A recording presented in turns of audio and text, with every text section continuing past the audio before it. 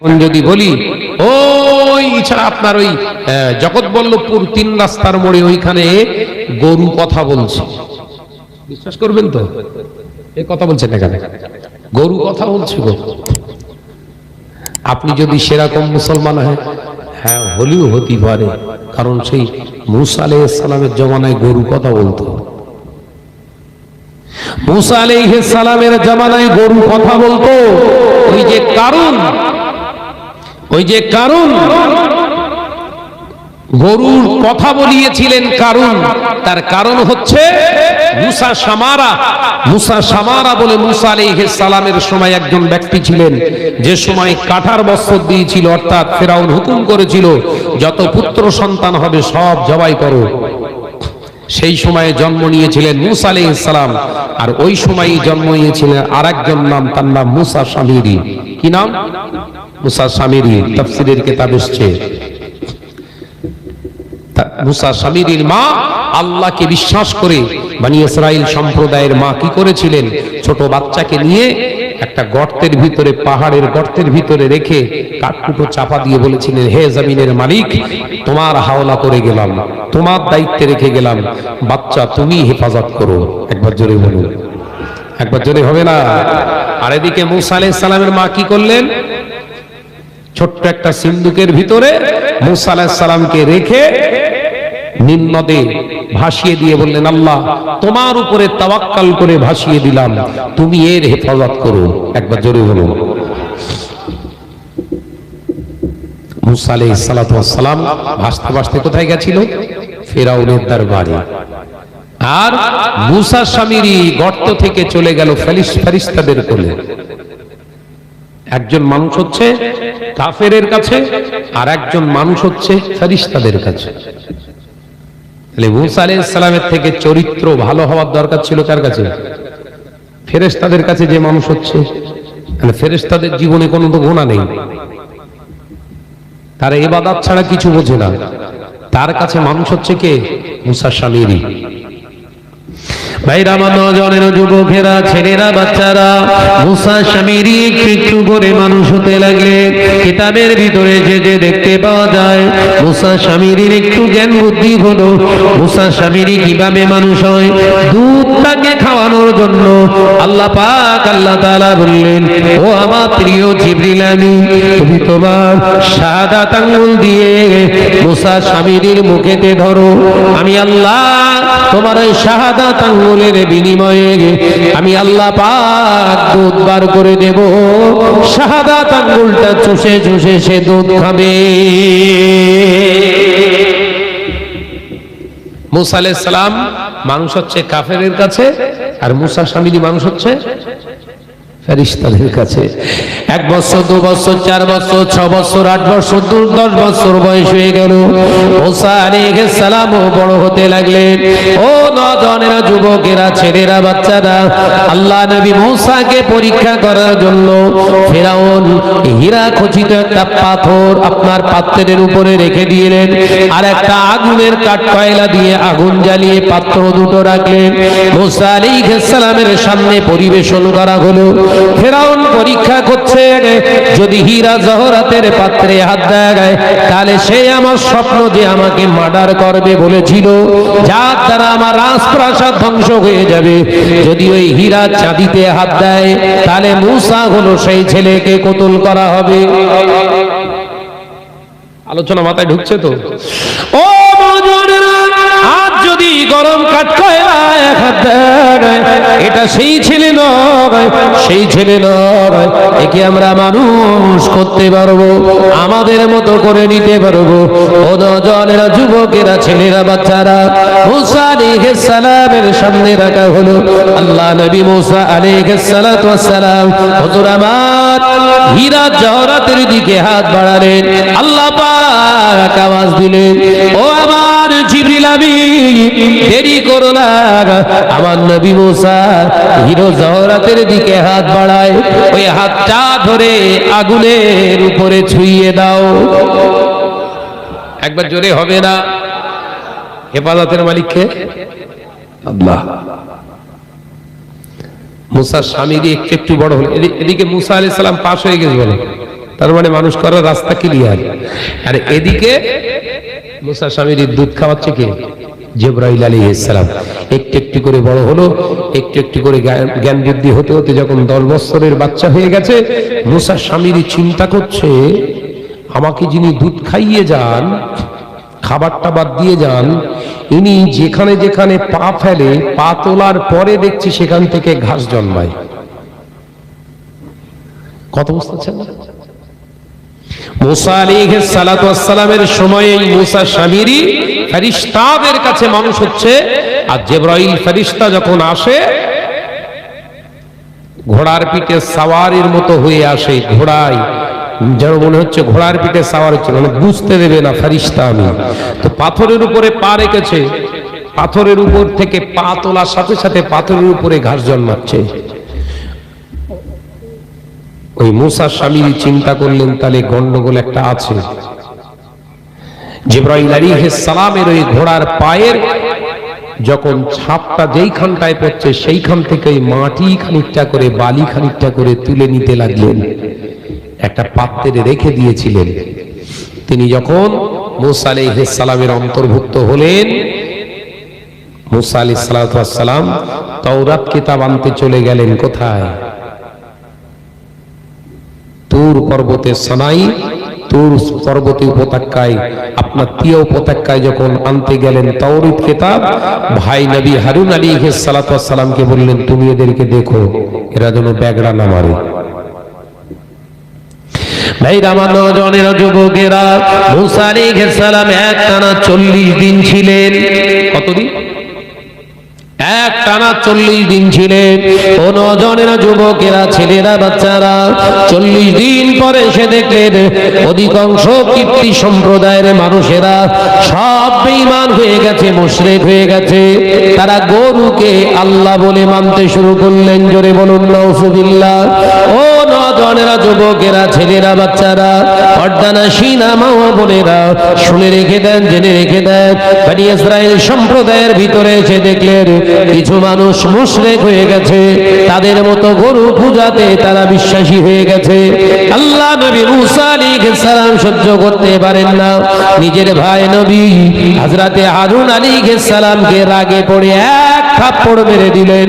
একে চড়ে হযরতে হারুন আলাইহিস সালাম তিনিও নবী জমিনে বেহুশ হয়ে পড়ে গেলেন। ও নওজওয়ানেরা, যুবকেরা, ছেলেরা, বাচ্চারা, আল্লাহ নবী মুসা আলাইহিস সালাম বলেছিলেন, এই কাজটা কে করেছে বলো?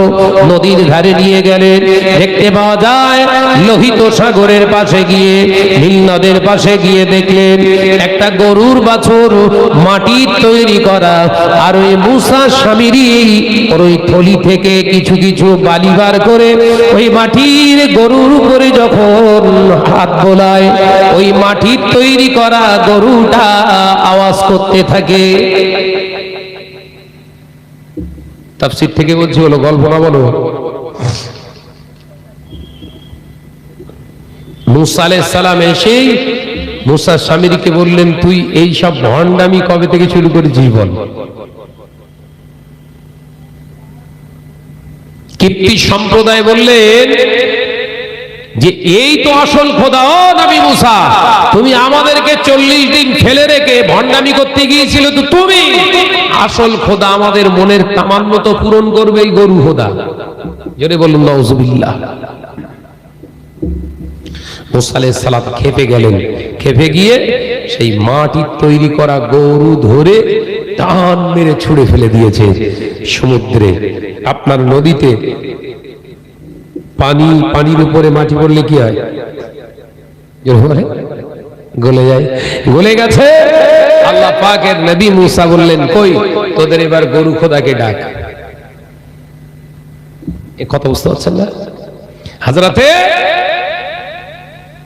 মুসা আলাইহিস সালাম বদদুয়া দিয়েছিলেন, আল্লাহ এই কারুন, এই আপনার এই মুসা সামিরীর ওসিলায় যত মানুষ মুশরিক হয়ে গেছে, এর শাস্তি অন্য কিছু নয়, এর এমন একটা রোগ দাও যে রোগ এমনই রোগ হবে কোন মানুষের সংযোগ যেন মানুষের কাছে যেন না যেতে পারে। একবার জোরে বলুন না। তার এমন রোগ দিয়েছিলেন, কোন মানুষ আসলে সে বলতো আমাকে ছোবে না, আমাকে ছোবে না। কোনো মানুষের সংস্পর্শ থাকতো না। একবার জোরে বলুন সুবহানাল্লাহ। জি, আল্লাহর গজবে পড়ে গেছে। আলোচনা ওটা নয়, যে জায়গাটা বোঝাতে চেয়েছিলাম বুঝেলেন। আপনার অসুবিধা হচ্ছে না তো? বুঝতে পারছেন তো? যে মুসা, হযরত মুসা আলাইহিস সালাতু ওয়াস সালাম আল্লাহকে বললেন, আল্লাহ ও রব্বুল আলামিন, মাহবুব মাওলা, তোমার দরবারে কামছি, তুমি আমার উম্মতদেরকে ক্ষমা করে দাও, এরা বিরাট গুনাহ করে ফেলেছে। আল্লাহ পাক জানিয়ে দিলেন, হে নবী মুসা কালিমুল্লাহ, ও আমার মুসা কালিম, আমি আল্লাহ তোমার সব আবদার মানব, তোমার উম্মতদের ওই গুনাহ maaf করার কথা বলো না, আমি তোমার দোয়া কবুল করব না, কারণ আমি আল্লাহ জানিয়ে দিয়েছি ওয়ালা তুশরিকু বিল্লাহি শাইয়্যা, আমি আল্লাহ আমার সঙ্গে কাউকে শরীক করবি না। তোমার উম্মতেরা শিরক করেছে, গো পূজা করেছে, তাই আমি আল্লাহ পাক তোমার উম্মতদেরকে ক্ষমা করব না, আমি শিরকের গুনাহ ক্ষমা করি না। আল্লাহ নবী মুসা আলাইহিস সালাম কান্না থামিয়ে দিয়ে কওমকে বললেন, আমার কওমেরা, ও কিপ্তি সম্প্রদায়েরা, বনি ইসরাইল সম্প্রদায়েরা, শুনে রেখে দাও, আমার আল্লাহ ক্ষমা করবেন না, আমার আল্লাহ ক্ষমা করবেন না। ওই সময় কিপ্তি সম্প্রদায় বিপদে পড়ে গেলেন, আল্লাহর কাছে কাঁদতে লাগলেন, মুসা আলাইহিস সালামের কাছে আরজু জানাতে লাগলেন, ও আল্লাহ নবী মুসা, আল্লাহকে বলো, আল্লাহ যেভাবে তওবা করতে বলবে আমরা সেই তওবাও করতে রাজি আছি। একবার জোরে হবে না? কি বলছে? যে তওবা করতে বলবে ওই তওবাই আমরা করব, কিন্তু আমাদের ক্ষমা করে দেখ আল্লাহ, আমরা এই অভিশপ্ত জিন্দেগি আমরা চাই না। আল্লাহ পাক মুসা আলাইহিস সালামের কাছে, মুসা আলাইহিস সালাম আল্লাহর কাছে বললেন, আল্লাহ আমার উম্মতেরা স্বীকারোক্তি দিচ্ছে তারা অন্যায় করেছে, আপনি যে তওবা দেবেন তারা সেই তওবা করবে। আল্লাহ পাক বললেন, যাও, তাহলে তোমার উম্মতের তওবা হলো একজন আরেকজনকে ধরে কতল করবে। এ কথা বুঝতে পারছেন না? মুসা আলাইহিস সালামের উম্মতের তওবা কি দিলেন? বাপ বেটাকে কতল করবে, মা নিজের সন্তানকে কতল করবে, সন্তান নিজের মাকে কতল করবে, বেটা নিজের বাপকেও কতল করবে। এই হলো মুসা আলাইহিস সালামের উম্মতের তওবা। ও নওজওয়ানেরা, যুবকেরা, ছেলেরা, বাচ্চারা, আল্লাহ নবী এসে বললেন, ও আমার সম্প্রদায়ের মানুষেরা, তোমাদের জন্য তওবা হলো একে অপরকে কতল করতে হবে, তোমাদের একে অপরকে কতল করা ছাড়া উপায় নাই। আল্লাহ পাক তোমাদের উপরে এমনি করে রাগান্বিত, আমার আল্লাহ পাক ক্রোধান্বিত হয়ে গেছে। আল্লাহ নবী মুসা আলাইহিস সালামের উম্মতেরা বললেন, ও নবী মুসা, আমরা এই তওবা মঞ্জুর করলাম, কিন্তু আল্লাহকে বলুন, আমি সন্তান হয়ে আমার বাপকে কি করে কতল করব, আমি মা হয়ে নিজের সন্তানকে কি করে কতল করব, তাকে যে 10 মাস 10 দিন ধরে আমি পেটে রেখেছিলাম, আমি যে তার আব্বা বাব্বা বলে মামা বলে ডেকেছি, তাদেরকে হাতে করে কি করে কতল করব। আল্লাহর নবী মুসা, আপনি আল্লাহকে বলুন তওবা আমরা করব, কিন্তু এমন একটা কিছু করে দিই যেন একে অপরের কেউ যেন না দেখতে পায়। একবার জোরে বলবেন না? আল্লাহ বললেন দিনের আলোতে তওবা করতে হবে। এখন কি করব? কি চাইছো? মুসা আলাইহিস সালাম বললেন, আল্লাহ এমন কিছু করে দেন না বাপ যেন ছেলের মুখ না দেখতে পায়, জবাই করতে সুবিধা হবে। কথা বলছেন না কেন? মা যেন নিজের মেয়েকে না চিনতে পারে, মেয়ে যেন নিজের মাকে না চিনতে পারে, ভাই যেন ভাইকে না চিনতে পারে, তাহলে কোনো অসুবিধা নেই। আপনি ওই ব্যবস্থাটা করুন। আল্লাহ পাক আসমান থেকে কুয়াশা লাগিয়ে দিলেন। একবার জোরে বলুন না? মাঝে মাঝে কুয়াশা হয়, দেখেছেন? সামনে ট্রেন কি গাড়ি আসছে বোঝা যাচ্ছে না, দিয়েছে ধাক্কা, চিত হয়ে ওই দিক পড়ে রয়েছে। এ কথা ঠিক না? বলে আকাশ থেকে নেমে এলো একের পর এক ঝাঁকে ঝাঁকে বিরাট কুয়াশা, এত কুয়াশা কেউ কারোর আর চিনতে পারে না। আল্লাহ পাক বললেন, এবার তোমাদের তওবা শুরু করে দাও। ও নওজওয়ানেরা, যুবকেরা, ছেলেরা, বাচ্চারা, আল্লাহ নবী মুসা আলাইহিস সালামের উম্মতেরা শুরু করে দিলেন তওবা। এ নওজওয়ানেরা, পর্দানশীনা মা বোনেরা, নবী মুসা আলাইহিস আলাইহিস সালামের উম্মতেরা একে অপরকে ছুরি মেরে কতল করতে লাগলেন। আল্লাহ নবী দাঁড়িয়ে রইলেন। মুসা আলাইহিস সালামের পায়ের পাতা ভিজে গিয়েছে রক্তে। আল্লাহ নবী মুসা আলাইহিস সালাম চমকে উঠলেন, নিজের পায়ের নিচে রক্ত জমাট বেঁধে গিয়েছে। আল্লাহ নবী মুসা আলাইহিস সালাম সাথে সাথে সিজদায় পড়ে গেলেন। ওগো রব্বুল আলামিন, এরা যদি খুনোখুনি করে মার্ডার করে তওবা করতে করতে যদি গোটা কমটা শেষ হয়ে যায়, কে তোমাকে আল্লাহ বলে আর দুনিয়ায় ডাকবে?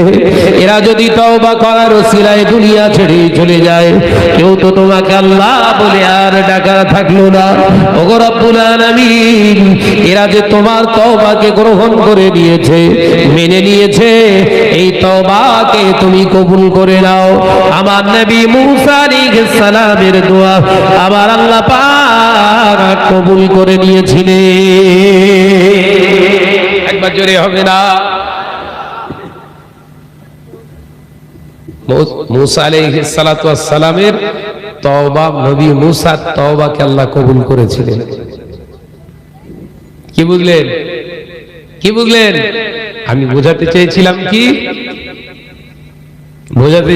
কি? ফিরাউনের বাড়িতেও আল্লাহ পাক নবী মুসাকেও মানুষ করে, আবার ফেরেশতাদের কাছ থেকেও, আল্লাহ রে বাবা, ফিরাউনের কাছ থেকেও মুসাকে যেমন তৈরি করে, ফেরেশতাদের কাছ থেকে এরকম ইবলিসও বানায়।